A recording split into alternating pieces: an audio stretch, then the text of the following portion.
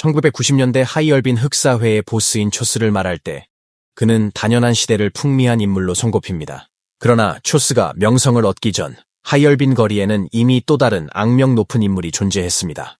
바로 하오 최즈, 본명 하오 웨이타오입니다.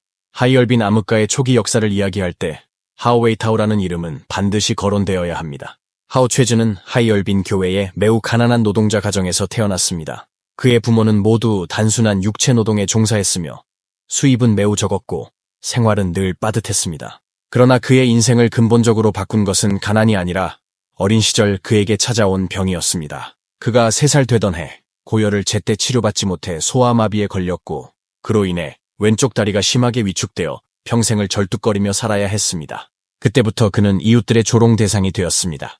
또래 아이들은 그를 절름발이, 작은 지팡이라고 부르며 놀렸고 어떤 장난꾸러기들은 그의 걸음을 흉내내며 일부러 한쪽 다리를 절뚝이며 걸었습니다.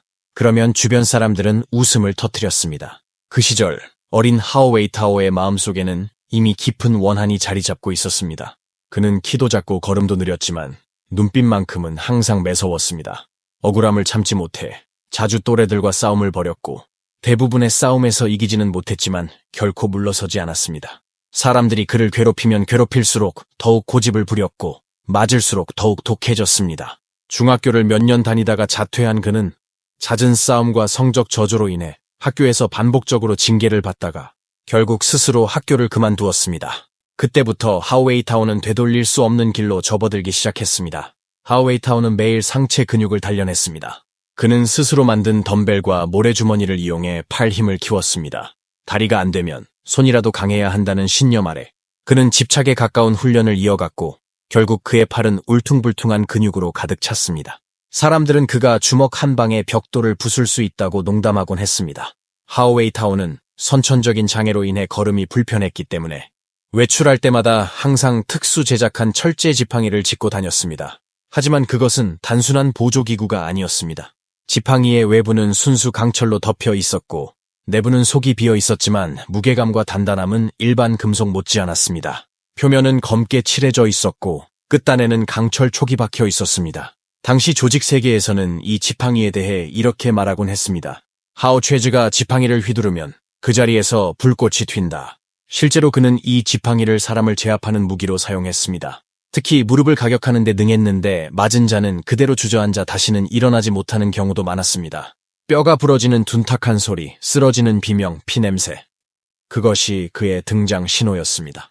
하지만 그보다 더 사람들을 전율케 한 것은 그가 들고 다니던 2자루의 칼이었습니다. 그 칼은 평범한 식칼이나 단도와는 비교할 수 없는 육중한 무기였습니다. 각각의 길이는 팔뚝만 했고 무게는 일반인이라면 쉽게 휘두르기 힘들 정도였으며 칼날은 무섭도록 날카로웠습니다. 철판을 자를 수 있을 만큼의 절삭력은 물론 한번 베이면 피가 분수처럼 튀어나올 정도였습니다. 그는 이 무기를 단련하기 위해 직접 죽은 돼지를 구해 날마다 베어보았고 그 기술은 곧 사람을 향한 칼술로 이어졌습니다.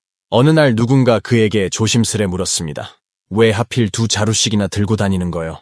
그러자 하오 웨이타오는 지그시 웃으며 대답했습니다. 한 자루는 사람을 베는 용도고 다른 한 자루는 겁을 주는 용도지. 겁먹은 놈은 반쯤은 죽은 거니까.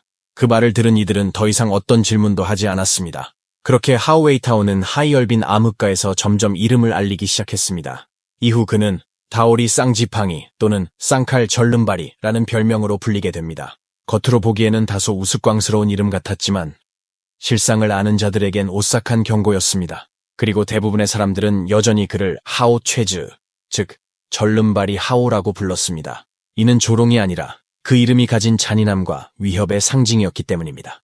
그 시절 하이얼빈 흑사회에는 아직 정식 조직원으로 입문하지 못한 행동대원들을 가리키는 암호가 있었습니다. 당시 하이얼빈 흑사회 내에서는 아직 정식 조직원이 되지 않은 행동대원들을 구분하는 용어가 있었습니다. 바로 도창포였습니다. 또는 주먹과 칼을 앞세워 직접 타격을 가하는 유형이고 창은 각종 무기, 특히 총기나 둔기를 다루는 병기 담당자이며 포는 유혹과 미인계를 무기로 삼는 여성 조직원을 뜻했습니다. 하오 웨이타오는 그 중에서도 가장 폭력적이고 원초적인 부류인 도의 대표격이었습니다.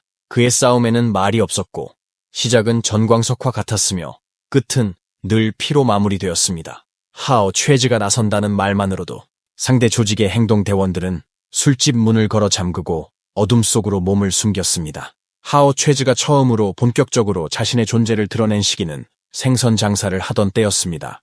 그는 장강 이남 지역에서 활어를 대량으로 구매해 하이얼빈으로 운송한 뒤 도매시장에 유통하며 겉보기에는 평범한 상인처럼 보였습니다.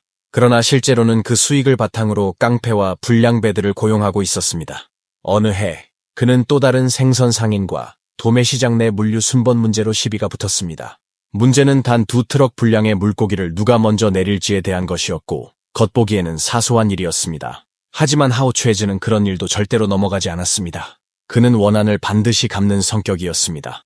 그날 오후 그는 분노를 사기지 못한 채 20여 명의 부하를 불러 차량에 태운 뒤 상대의 집으로 쳐들어갔습니다. 그리고 그를 납치해 송화강 근처의 황량한 벌판으로 끌고 갔습니다. 현장에서 하오 최즈는 직접 명령을 내렸습니다. 부하들에게 상대의 옷을 모두 벗기게 한 뒤 눈 덮인 벌판 위에 엎드리게 했습니다. 그리고 물에 적신 가죽 채찍을 들게 하여 한 사람당 한 대씩 돌아가며 내리치게 했습니다. 채찍이 살을 때릴 때마다 팍 하는 소리와 함께 피가 튀었습니다. 하오 최즈는 철제 지팡이를 짚고 옆에 서서 냉소적인 눈빛으로 그 장면을 지켜보며 이렇게 말했습니다. 네가 초하루를 만들었다면 나는 보름을 만들겠다. 명심해라. 중국 속담에서 초하루는 누군가 먼저 일을 벌인 것을 의미하고 보름은 상대가 더 강하게 보복한다는 뜻입니다. 결국 그 남자는 견디지 못하고 얼어붙은 강물 속으로 뛰어들어 간신히 도망쳤으며 겨우 목숨만 건졌습니다.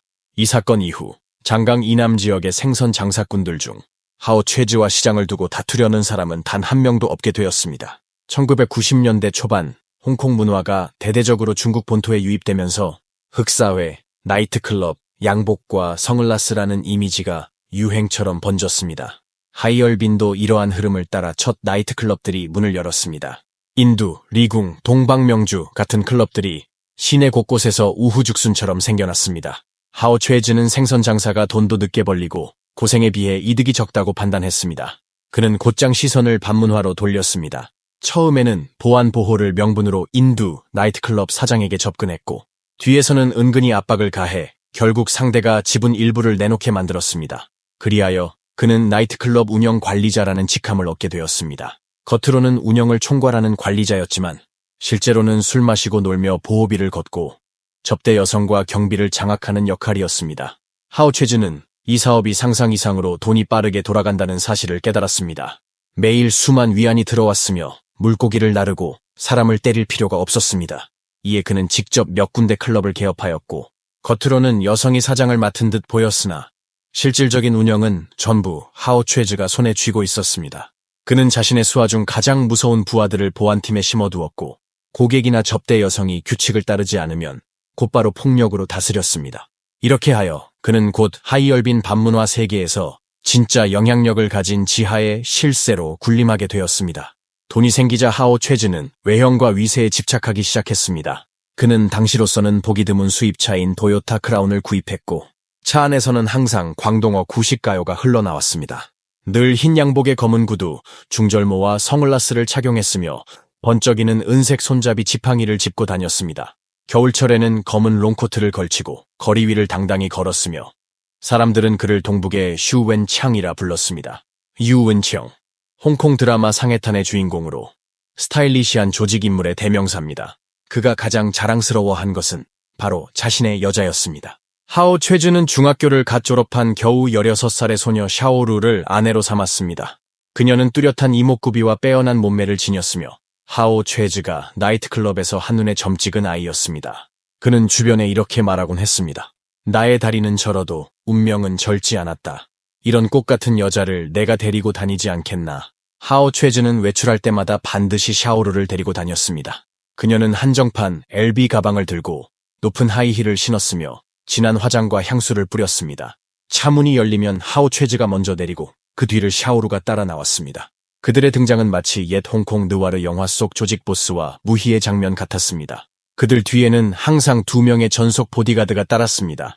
한 명은 등에 용 문신을, 다른 한 명은 등에 호랑이 문신을 하고 있었으며 조직 사람들은 그들을 용호쌍장이라 불렀습니다. 비록 실전 능력은 뛰어나지 않았지만 외형적인 위압감만큼은 충분히 강렬했습니다.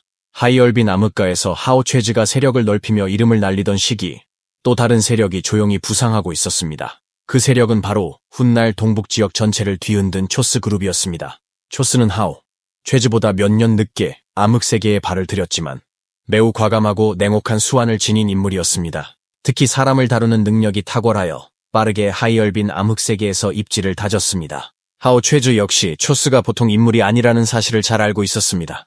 무턱대고 대립할 경우 서로에게 치명적일 수 있었기에 그는 오히려 손을 잡는 길을 선택했습니다. 중간 브로커의 주선으로 열린 술자리에서 두 사람은 의형제를 맺고 암묵적인 동맹을 결성했습니다. 그 후 하오 최즈는 초스 그룹의 핵심 멤버로 편입되어 해올빈 도리구 일대와 여러 유흥업소, KTV, 도박장을 책임지게 되었습니다. 이는 초스에게 막대한 수익을 안겨주었고 하오 최즈에게는 더 큰 권력을 쥘 수 있는 기반이 되었습니다. 이렇게 두 사람은 각자의 구역을 나누어 도시의 지하세계를 사실상 통제하게 되었으며 겉으로는 형제라 불릴 만큼 가까운 관계를 유지했습니다. 그들은 한때 하이얼빈 암흑가를 완전히 장악한 존재들이었습니다. 그러나 대부분의 조폭 이야기처럼 문제는 결국 권력과 신뢰의 균열에서 비롯되었습니다. 시간이 지날수록 하오 최즈의 세력은 점점 더 강해졌고 그는 초스의 그늘 아래 머무는 것에 점차 불만을 품게 되었습니다. 어느 날 그는 술에 취한 채 주변 사람들에게 이렇게 말했습니다. 내 다리는 절뚝거리지만 머리는 멀쩡해. 왜 초스가 꼭 대장을 해야 하지? 이 발언은 단순한 취중 진담으로 끝나지 않았습니다. 그는 실제로 초스 몰래 독자 노선을 준비하기 시작했고 외지의 청부살인범과도 은밀히 접촉했습니다. 그의 궁극적인 목표는 초스를 제거하는 것이었습니다. 그러나 이 음모는 본격 실행되기도 전에 초스 측 정보망에 의해 발각되었습니다. 초스는 분노했지만 겉으로는 아무런 기색도 드러내지 않았습니다. 대신 치밀한 복수를 준비했습니다. 초스는 일부러 형제의 재회를 빙자해 술자리를 마련했고 그 이후 하오 최즈를 철저히 감시하도록 지시했습니다. 며칠 후 하오 최즈가 외부 청부살인범과 만나 대화를 나누는 장면이 사진과 영상으로 포착되었고 그 증거는 초스의 손에 들어갔습니다. 그리고 며칠 후 하오 최즈는 중요한 이야기를 하자는 이유로 한 폐공장으로 불려갔습니다. 그날 이후 그는 다시는 모습을 드러내지 않았습니다. 사흘이 지난 후 단 하나 그의 지팡이만이 송화강 강가에서 발견되었을 뿐이었습니다. 시신은 끝내 발견되지 않았습니다. 하오 최즈. 한때 하이얼빈 지하세계를 호령했던 그의 이름은 그렇게 조용히 역사 속으로 사라졌습니다. 하오 최즈의 최후에 대해서는 지금까지도 하이얼빈 암흑가를 중심으로 여러 설이 떠돌고 있습니다. 어떤 이들은 그가 음모를 꾸미다 초스에게 발각되어 비밀리에 제거되었고 시신은 송화강 강물 밑에 던져져 영영 자취를 감췄다고 말합니다. 또 다른 이들은 그가 두 손이 완전히 무력화된 채 유배되어 다시는 방역할 힘조차 잃고 잊힌 존재가 되었다고도 합니다. 심지어 그는 일찌감치 해외로 도피해 러시아 국경 근처에서 이름을 바꾸고 생계를 이어가고 있다는 이야기도 돌고 있습니다. 이 모든 소문은 진위를 가릴 수 없지만 단 하나 확실한 사실이 있습니다. 초스가 체포되기 전 하오 최즈는 이미 하이얼빈 암흑가에서 완전히 사라졌다는 점입니다. 그를 다시는 클럽에서도 거리에서도 식당에서도 본 사람이 없었습니다. 한때 두 개의 지팡이를 짚고 용호 2장을 거느리며 유유히 거리를 활보하던 사내는 그렇게 너무도 조용히 사람들의 시야에서 사라졌습니다. 몇 년 뒤 초스는 조직폭력 운영, 갈취, 불법 감금, 고의 상해 등의 혐의로 체포되었고 국가의 강력한 반흑사회 단속 정책에 따라 사형을 선고받고 집행되었습니다. 그는 전국적인 흑사회 소탕 작전의 상징적 인물로 기록되었으며 그 최후는 중국 사회에 큰 충격을 안겨주었습니다. 그로써 하이얼빈 암흑가의 신화이자 전설 같던 시대는 완전히 막을 내렸습니다. 그 시절은 하이얼빈 암흑가가 가장 광란했고 가장 야만적이며 어쩌면 가장 멋있던 시기였습니다. 초스에서부터 하오 최즈 그리고 도창포라 불리던 이들까지 잔혹함과 피, 폭력으로 도시의 틈바구니를 점령했던 인물들은 시대의 거대한 물결 앞에 하나둘 무너지고 흩어졌습니다. 누군가는 감옥에서 생을 마쳤고 누군가는 병들어 거리에서 쓸쓸히 죽어갔습니다. 그렇게 한 시대의 암흑가는 역사 속으로 퇴장했고 그들의 황금기는 다시는 돌아오지 않았습니다. 내가 초하루라면 나는 보름이다. 이 문장은 하오 최즈가 평생 입버릇처럼 되뇌던 말이자 그의 인생을 가장 잘 요약한 한 줄입니다. 그는 어릴 적부터 다리를 절어 사람들의 조롱을 받았지만 그 상처를 안고 거리의 잔혹한 악인이 되었습니다. 세상이 자신을 업신여기자 그는 팔을 단련했고 두 자루 칼을 들고 냉혹함으로 냉혹함에 맞섰습니다. 생선을 나르던 짐꾼에서 클럽의 지하 실세로 명품 차를 타고 양복을 입고 은빛 지팡이를 짚은 조직에 스타로 변모했습니다. 그는 폭력으로 피해 길을 열었고 복수심으로 높은 담장을 쌓았습니다. 그러나 그는 끝내 잊고 있었습니다. 암흑가의 세계는 얼마나 독하냐가 아니라 얼마나 오래 버티느냐가 본질이라는 것입니다. 그는 독함으로 성공했지만 결국 그 독함 때문에 무너졌습니다. 하오최즈는 우두머리가 되길 원했지만 끝내 한 명의 맹장에 지나지 않았습니다. 초스가 살아있는 한 그는 늘 고개를 숙여야 했고 초스가 사라진 뒤에도 갈 곳이 없었습니다. 그로부터 수년 후 하이얼빈 구도심의 한 허름한 식당 앞 누군가가 햇볕을 쬐며 지팡이를 짚고 앉아있는 노인을 보았습니다. 그 노인은 한쪽 다리를 절뚝이며 묵묵히 사람들을 바라보고 있었습니다. 가까이 다가가 얼굴을 살펴본 이는 그 주름지고 늙은 얼굴 속에서도 과거의 그림자를 알아보았지만 감히 말을 걸 수는 없었습니다. 그리고 지금도 하이얼빈의 깊은 밤 누군가는 소주잔을 기울이며 조용히 이야기합니다. 하오최즈, 그는 진짜 악인이었다. 시청해 주셔서 감사합니다. 구독과 좋아요는 사랑입니다.